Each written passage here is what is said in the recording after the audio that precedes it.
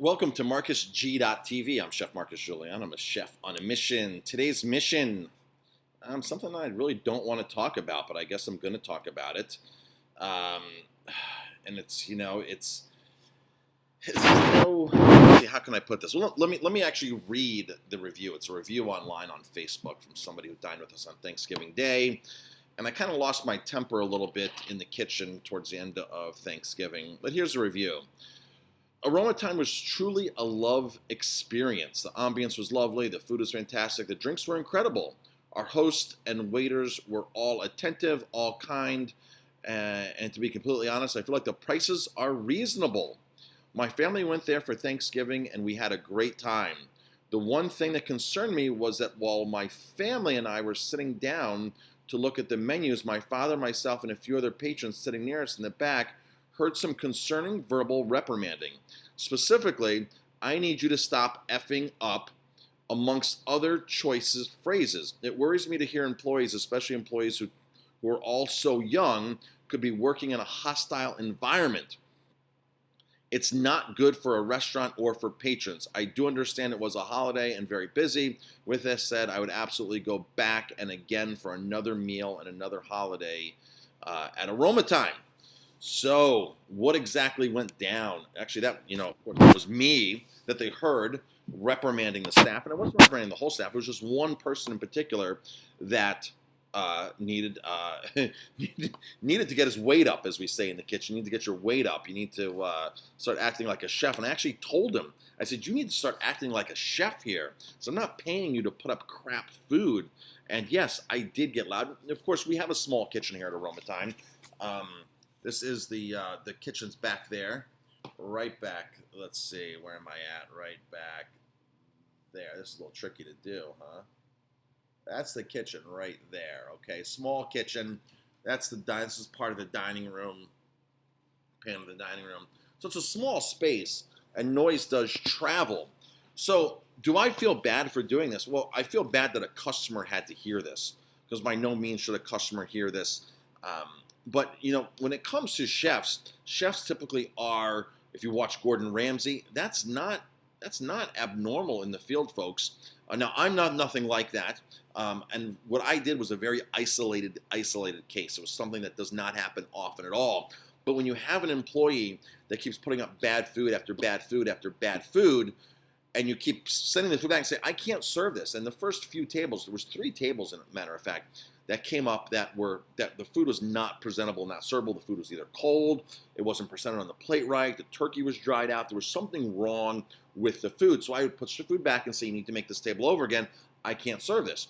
The first time I'm very calm. The second time I said, another table, guys, I cannot serve this.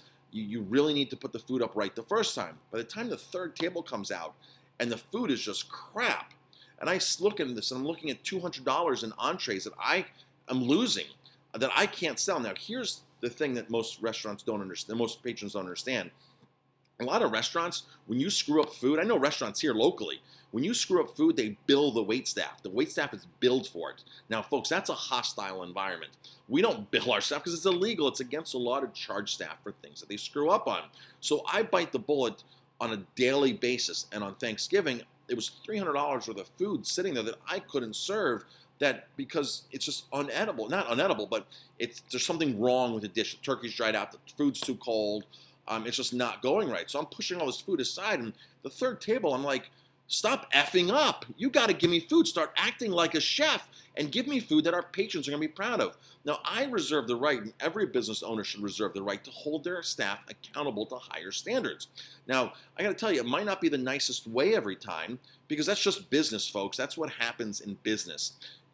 Things aren't going to be the nicest. When you're playing baseball or football and you have a coach that's reaming you out, that coach is there because he wants better out of the team. That's my team in the kitchen. I'm the coach. I want better out of them. I'm telling them this is what has to happen. The first time, hey, I'm relaxed about it. I'm like, hey, no problem. Let's get the food up to the guest wants. But after I'm watching all my money get wasted, it gets emotional for me. It gets very personal because my staff still gets the same paycheck. Unlike other restaurants that take money out, my staff still gets the same paycheck. They still get paid no matter how much they screw up, waste, break, or anything. they still get their paycheck. There's no consequence for them. At my restaurant, other restaurants, yes, again, it's against the law. Some restaurants don't even pay minimum wage. It's amazing. They pay off the books, or they don't even pay their staff to wait tables. They just work off of tips. I know a lot of places. I have a kid working here, great kid, who worked 3 days at another local restaurant. 3 full shifts he worked at another restaurant. At the end of the 3 shifts, the owner hands him $50 cash and goes, "Here you go." And he goes, $50? This is like for a day. He goes, "No, this is for all 3 days." And the kid goes, "What do you mean?" He goes, "Well, you were training, so we really don't pay when you train." Excuse me, another against the law, major violation.